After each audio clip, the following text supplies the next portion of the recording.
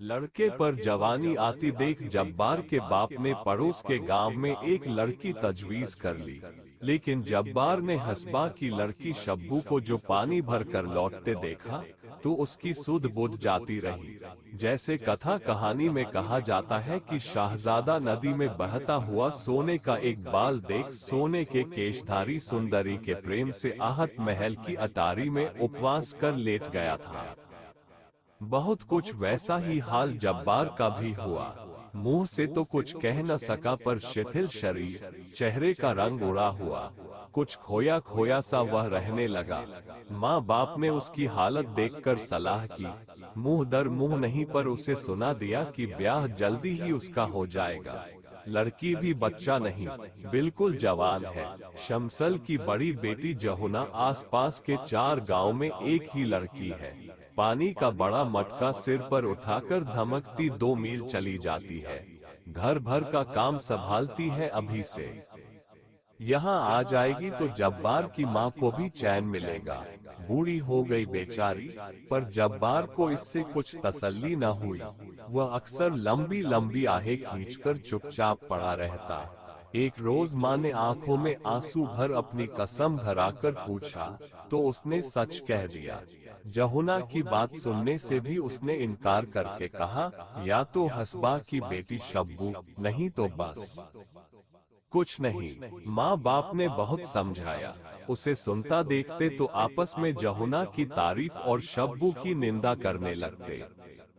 फिर जो लोग ऐसी बेशर्मी से ब्याह करते हैं उनकी कितनी निंदा होती है। ये सब वे लड़के को काकोक्ति, अलंकार और रूपक द्वारा समझाकर हार गए। पर धुन का पक्का जब्बार न माना तो न माना। बेटे की जिद से हार मान बूढ़ा गफ्फो एक रोज हसबा से बात करने गया। जब वह लौटकर आया तो क्रोध से उसकी आंखें लाल और ग्लानि से चेहरा विरूप हो रहा था। बंदूक कोने में रख, कंधे की चादर जमीन पर फेंक, वह जमीन पर ही बैठ गया। जब्बार की माँ ऊंटों को बेरी की पत्तियां खिला रही थी। तुरंत बूढ़े के समीप दौड़ी आई। जब्बार दूर से ही उत्सुक कान लगाए था। बूढ़ा मानो फट पड़ा, ऐसे नालायक बेटे से बेऔलाद भला। जब्बार की माँ ने घबराकर बेटे की बलाएं अपने सिर लेते हुए नाक पर हाथ रखकर पूछा, हाय हाय, हुआ क्या?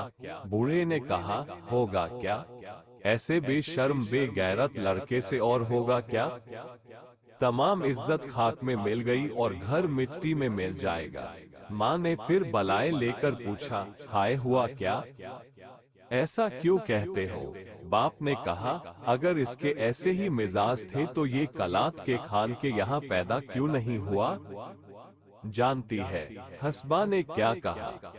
सीधे मुंह से बात भी न की। कहती है, शब्बू की बात तुम मत सोचो, उसे वह ब्याहेगा जो 250 रुपए की गठरी बांध कर लाएगा। 250 रुपए की बात सुन जब्बार की माँ की आंखें ऊपर चढ़ गई। बूढ़ा बोला, तू भी बूढ़ी हो गई, तू ही बता तूने कभी ऐसा तूफान सुना है? उम्र में 250 रुपए कोई चीज ही नहीं होती। शमसल से मैंने जहुना के लिए बात की थी, उसने लड़की के 80 मान गए थे, आखिर 60 पर तैयार है। उसकी लड़की भी एक आदमी है और वह बदजात मांगता है 250, और फिर तू बूढ़ी हो गई। तू ही बता, रंग जरा मैला हुआ तो क्या, और जरा साज हुआ तो क्या? औरत औरत सब एक, तुझे अपने काम से मतलब की रंग से। अभी 6 महीने नहीं हुए इसके लिए बंदूक खरीदी थी तो वह ऊंट बेचा था। 250 रुपए उम्र भर में कमा तो पाएगा नहीं, और शान ये है। अच्छा तू ही बता, इतनी बूढ़ी हुई, 250 रुपए कभी औरत के दाम सुने हैं? 250 रुपए में तो फिरंगी की तोप खरीदी जाती है। जब्बार ने सुना और आह को सीने में दबाकर करवट बदल ली। एक लौते बेटे का यूं दिन रात बिसूरना माँ बाप से देखा न गया। बूढ़े ने कहा, मेरा क्या है, पका फल हूँ, कब टपक पड़ूं। जो कुछ है इसी के लिए है। रोजी का सहारा ये 2 ऊँट हैं, ये भी जाएंगे तो फिर खुद ही फिरंगियों की सड़क पर रोड़ी कूटने की मजदूरी करेगा। लोग यही कहेंगे कि गफ्फो का बेटा मजदूरी करने लगा। सो इसकी किस्मत। मैं क्या सदा बैठा रहूंगा। आखिर दोनों ऊँट भी बन्नू के बाजार में बेच दिए गए और शब्बू जब्बार की बहू बन के घर आ गई। शब्बू को इस बात का कम गर्व नहीं था कि उसकी कीमत गिनकर 250 रुपए चुकाई गई है। पानी भरने जाती तो आधा ही घड़ा लेकर लौटती, वह भी लचकती, बल खाती। पड़ोस की मीरन ने समझाया, ऐसा नखरा ठीक नहीं, मर्दों को काम प्यारा होता है। किसी रोज ऐसी मार पड़ेगी कि कमर सदा को लचक जाएगी। अपनी कान तक फैली आंखें मटका कर और हाथ का अंगूठा दिखाकर शब्बू ने कहा, ओहो, मेरे बाप ने 12 बीसे और 10 रुपए गिनकर मुझे मार खाने को ही तो यहाँ भेजा है। कोई मुझे हाथ तो लगाए। तेरा क्या है? तेरे मर्द ने 3 बीसे में तुझे लिया है। लंगड़ी लूली हो जाएगी तो एक और सही। गजब की शौक और शौकीन थी शब्बू। वह काले मखमल की वास्कट पहनती जिसकी सिलाइयों पर सीप के 300 बटन टनके थे। अपने बालों में मक्खन लगाती और बाहर जाने से पहले पानी का हाथ लगाकर उन्हें संवार लेती। महीने में 2-2 बेर अपने बाल धोती। जब्बार की माँ ये सब देखती और नाक पर हाथ रख पड़ोसिन से कहती, देखो तो, 250 रुपए देकर ब्याह किया पर मुझे क्या आराम मिला। इसे तो अपने नखरों से ही छुट्टी नहीं। बूढ़े ने बेटे को समझाया, जवानी की तेरी उम्र है, कुछ कमाए अब नहीं करेगा तो कैसे निबाह होगा। यूं घर बैठा रहना क्या तुझे सुहाता है। रोजी का एक जरिया मेरे ऊँट थे, सो तेरे ब्याह में खत्म हो गए। अब भी तू कुछ नहीं करेगा तो क्या मैं परदेश जाकर मजदूरी करूंगा। मन मारकर जब्बार को कमाई करने बन्नू जाना पड़ा, लेकिन मन उसका गांव में ही रहता। पूरा सप्ताह जब्बार को बन्नू गए नहीं हुआ था कि वो शब्बू की याद से बेकल हो एक दिन आधी रात में उठ अपने गांव को चल दिया। 16 मील चलकर जब उसे उषा की अस्पष्ट लाल आभा में पहाड़ी पर अपने गांव की छतें दिखाई दी तो वह ठिठक गया। अपने गांव की क्रुद्ध मूर्ति और पड़ोसियों की लांछना के विचार ने उसके पैरों में बेड़ियां डाल दी। वह एक चट्टान पर बैठ अपने घर के दरवाजे की ओर देखने लगा। उसने सोचा, पानी भरने शब्बू निकलेगी तब वह उसे एक आंख देख सकेगा। बावड़ी पर चलकर बैठूं, शब्बू पानी भरने आएगी तो उससे 2 बातें करके लौट जाऊंगा। शब्बू पानी लेने आई तो 2 सहेलियों के साथ। जब्बार 30 कदम पर एक पत्थर की प्रोट में बैठ धड़कते हुए दिल से देखता रहा पर एक शब्द बोल न सका। बोलता कैसे? वो दोनों पड़ोसी ने बदनाम कर देती। दिल पर पत्थर रखे जब्बार देखता रहा। शब्बू सहेलियों से चुहल करती, मटकती लौट गई। जब्बार आहें भरता बन लौट गया। जब्बार के विरह की आग में ईर्ष्या का घी पड़ गया। उसने सोचा, देखो, मैं यहाँ परदेश में अकेला मर रहा हूँ और वह मौज करती है, उसे मेरा जरा भी गम नहीं। औरत की जात में वफा नहीं होती। 8-10 दिन बाद ये फिर रातों रात सफर कर शब्बू को एक पलक देख सकने और एक चुंबन पा सकने की आशा में गांव की बावली पर आकर बैठ गया। परंतु वह अकेली नहीं आई, पड़ोस की 3 सहेलियों के साथ अटखेलियां करती आई। जब्बार उनकी बात को कान लगाकर सुन रहा था। मीरन ने शब्बू की थोड़ी छूकर कहा, हाय रे तेरा नखरा, गांव के छैले तुझ पर जान दे रहे हैं, कसम तेरे सिर की। शब्बू के चेहरे पर गर्व से सुरूर छा गया। वे पानी लेकर लौट गई। जब्बार की छाती पर मानो 100 मन का पत्थर आ गिरा, पर बेबस था। अब उसके मन में संदेह का अंकुर और जमा। संदेह मनुष्य के हृदय में आकाश बेल की तरह बढ़ता है। उसके लिए जड़ या बुनियाद की भी जरूरत नहीं, वह कल्पना के आकाश में ही पुष्ट होता है। संदेह को निश्चय का रूप लेते भी देर नहीं लगती। गांव में ऐसे कई लौंडे लुगाड़े थे जिन्हें फितूर के अलावा कुछ काम न था। रहमान और अब्बास से हर एक बात की आशा रखी जा सकती थी। और फिर यदि कुछ दाल में काला नहीं है तो मीरन ऐसी चर्चा क्यों कर रही थी? और शब्बू की यह चटक मटक किसके लिए है?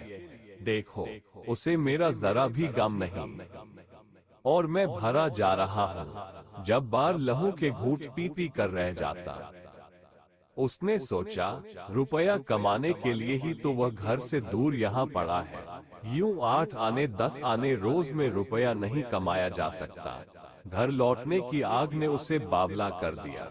एक दिन मौका देख उसने एक हाथ मार ही दिया। किस्मत अच्छी थी, वह पकड़ा भी नहीं गया और 150 रुपया कमाकर 1.5 महीने में घर लौट आया। जब्बार के बाप को हौसला हो गया, बेटा भूखा नहीं मरेगा। जैसे नील का दाग कपड़े को नहीं छोड़ता, वैसे ही जिस मन में संदेह एक बार प्रवेश कर जाता है, उसे छोड़ता नहीं। जब्बार ने शब्बू से पूछा, क्यों? जब मैं बन्नू में था तो खूब मजे उड़ते थे। शब्बू भी निरी मजदूरिन न थी। चमक कर उसने पूछा, कैसे मजे? किससे मजे उड़ते थे? जब्बार ने कहा, क्यों, गांव में क्या कम आदमी है? रहमान है, अब्बास है, खूब बनाव सिंगार से पानी लेने जाना होता था। क्यों? शब्बू ने कहा, मैंने कभी किसी सरे की तरफ आंख उठाकर देखा हो तो मैं मर जाऊं, नहीं मुझ पर झूठा इल्जाम लगाने वाला मर जाए। जब्बार ने तड़प कर पूछा, तू बन ठनकर अपना हुस्न दिखाने नहीं जाती थी? शब्बू ने उत्तर दिया, मैं क्यों जाऊंगी दिखाने किसी को?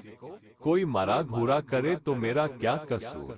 जब्बार ने चुटिया कर पूछा, तो तू यूं बन ठनकर दिखाने को निकलती क्यों है?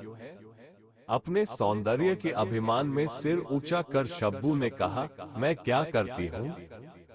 क्या मुंह काला कर लूं? मैं जैसी हूँ वैसी हूँ। जब्बार बड़े यत्न से शब्बू की चौकसी करने लगा। वो शब्बू से 100 कदम दूर पर भी आदमी देख पाता तो उसे यही संदेह होता कि वह उससे आंख लड़ा रहा है। कुछ दिन में उसका खाना पीना हराम हो गया। किसी मुसाफिर को गांव से गुजरते देखकर भी उसे ये शंका होती कि संभव है शब्बू के रूप की ख्याति सुनकर ही यह आदमी बहाने से इधर आया है। सारा गांव उसे शब्बू के पीछे पागल दिखाई पड़ने लगा। एक रात जब्बार ने शब्बू से पूछा, आज तू बाहर से लौट रही थी तब राह में मुस्कुरा क्यों रही थी? उत्तर में शब्बू ने पूछा, मैं कहाँ मुस्कुरा रही थी? जब्बार ने कहा, और वे सब आदमी खड़े हुए क्यों देख रहे थे? अपने रूप की महिमा के संकेत से पुलकित होकर शब्बू ने उपेक्षा से उत्तर दिया, मैं क्या जानूं? होंठ काटकर जब्बार ने कहा, बहुत घमंड होगा हुस्न का, नाक काट लूंगा। शब्बू का मन गुदगुदा उठा। उसने कह दिया, 12 बीसे और 10 रुपए की माक है। और मन मन मुस्कुराने लगी। शब्बू सो गई, परंतु जब्बार की आंखों में नींद कहाँ। उसने पुकारा, सुन तो। उत्तर नदारद। जब्बार ने सोचा, देखो तो घमंड इसका, मैं बेचैन पड़ा हूँ और यह मजे में सो रही है। ये सब घमंड हुस्न का है। इसी हुस्न के पीछे गांव के बदमाश पागल है। मेरी क्या आबरू है? अगर यह हुस्न न होता तो क्या मेरी आबरू यूं मिट्टी में मिलती? ऐसे हुस्न से क्या फायदा? गंभीर होकर इस समस्या पर विचार कर उसने सोचा, आबरू नहीं तो कुछ नहीं, और यह हुस्न तो सब लोग देखते हैं, मेरा इस पर क्या कब्जा? जब तक ये हुस्न रहेगा तब तक मुझे आबरू और चैन कहाँ मिल सकता है? रात के सन्नाटे में जो विचार उठते हैं वे बहुत उग्र होते हैं। दिन की तरह उस समय विचारों को बाधित करने वाली सैकड़ों उलझने नहीं रहती। इसीलिए भक्त समाधि रात में लगाते हैं, कातिल कत्ल रात में करते हैं, और चोर चोरी रात में करते हैं, और विरही भी रात में ही पागल हो उठते हैं। जब्बार अंधेरे में आंख खोले शब्बू के रूप के कारण होने वाले सब अनर्थ पर विचार कर रहा था। वह अनर्थ उसे अपरिमेय जान पड़ा। उसे सहन करना बिल्कुल संभव न था। उसने सिरहाने से पैना छुरा उठाया और अंधेरे में टटोल कर शब्बू की नाक पकड़ ली। एक ही झटके में नाक काटकर उसने फेंक दी। शब्बू चीख उठी। जब्बार की माँ उठकर दौड़ी। रोशनी जलाई गई। पड़ोस के लोग दौड़ आए। जब्बार का बाप गुस्से में गालियां दे रहा था और दूसरे लोग इलाज बता रहे थे। एक बुढ़िया ने चिल्लाकर कहा, अरे जल्दी से कोई भेड़ बकरी का ताजा गर्म गर्म जिंदा गोश्त का टुकड़ा काटकर नाक पर रखो, नहीं तो लड़की मर जाएगी। जब्बार की माँ ने घबराकर कहा, इस वक्त भेड़ बकरी कहाँ? बुढ़िया ने उत्तर दिया, तो तुम जानो। जब्बार खड़ा सुन रहा था। शब्बू की नाक उसने इसलिए काटी थी कि वह केवल उसी की होकर रहे। दूसरों की आंख उस पर पड़ना भी उसे सहा न था। वह शब्बू को केवल अपने ही लिए रखना चाहता था। दूसरे की आंख उस पर पड़ने से उसके दिल पर घाव लगता था। उसके मर जाने की संभावना सुन उसका दिल दहल गया। जिंदा गरम गोश्त नहीं मिलेगा तो क्या? उसने वही पैना छुरा उठाया और अपनी जांघ से जिंदा गरम गोश्त का टुकड़ा काटकर शब्बू की नाक पर धर दिया। जब्बार के माँ और बाप बिल्कुल पागल हो बैठे और दूसरे लोग हैरान रह गए। शब्बू चेहरे पर घाव के दर्द के मारे खाट पर पड़ी कराहती रहती और जब्बार जांघ में पट्टी बांधे खाट की पटिया पर बैठा शब्बू के चेहरे पर से मक्खियां हाका करता। जख्म के कारण शब्बू का तमाम चेहरा सूज गया। पानी का घूंट तक निगलना उसके लिए दूभर हो गया। तिस पर बुखार। ये हालत देखी तो जब्बार ने उसका इलाज बन्नू के फिरंगी डॉक्टर वाले अस्पताल में कराने का निश्चय किया। स्वयं बड़ी कठिनाई से वो चल पाता था, परंतु एक रात जब सब लोग सो रहे थे, उसने शब्बू को कंधे पर उठा लिया और बगल में लाठी ले वो बन्नू के लिए चल पड़ा। वो कुछ दूर चलता और सुस्ता लेता, कपड़ा भिगोकर पानी की बूंदें शब्बू के मुंह में टपकाता जाता। 5वें दिन वे लोग बन्नू के अस्पताल में पहुंच गए। 20 रोज में शब्बू का जख्म भर पाया और उसकी तबीयत ठिकाने पाए। नाक न रहने पर हवा होठों की अपेक्षा नाक के छेद से अधिक निकल जाती है और स्वर बिल्कुल नक्की प्लूत अनुस्वार हो जाता है। उसी स्वर में मिनमिना कर शब्बू ने कहा, मेम साहब कहती है विलायत से रबड़ की नाक मनवाई जा सकती है। जब्बार ने घबराकर उत्तर दिया, बस रहने दे, हमें नाक नहीं चाहिए। मुझे तू बिना नाक के ही भली मालूम होती है। मुझे क्या नाक औरों को दिखानी है? शब्बू उदास हो गई। उसने खाना खाने से इनकार कर दिया। जब्बार के लिए बड़ी भयंकर समस्या आ पड़ी। उसने सोचा, बुरा हो इस मेम का, मैंने एक नाक काटी थी, वो दूसरी बनाने को तैयार है। जब 2 दिन शब्बू ने खाना नहीं खाया तो जब्बार ने रबड़ की नाक की कीमत 40 रुपए डॉक्टर के यहाँ जमा करा दी, पर शर्त एक रही कि शब्बू नाक लगाएगी जरूर, लेकिन गैर मर्द अगर उसे घूरने लगे तो झट नाक उतारकर जेब में डाल ले।